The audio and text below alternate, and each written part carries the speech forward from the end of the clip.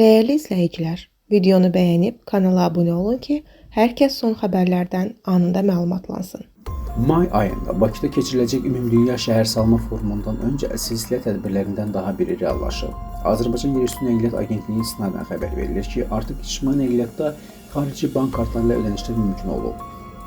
Belə ki, xarici emissiyalı bank kartları vasitəsilə ictimai nəqliyyatda NFC texnologiyası əsasında təmənnüsüz ödəniş imkanı qoşulub.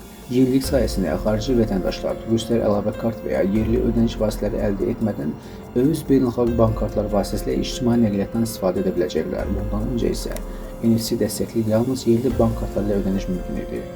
Qeyd edək ki, NFC ödəniş sisteminə ötən ildən başlanılıb. Bu, sərnişinlərə rahat ödəniş imkanı yaratmaqla yanaşı xidmət keyfiyyətini artırmağa da imkan verir. Xatırladaq ki, NFC ödəniş sistemi hazırda Bakı və Gəncə şəhərlərində, eyni zamanda Bakı Sumqayıt marşrutlarında istifadə edilir. İctimai nəqliyyatda bu yeniliyə K-Group Bakı Kart şirkəti və banklarla birgə əməkdaşlıq çərçivəsində nail olunub.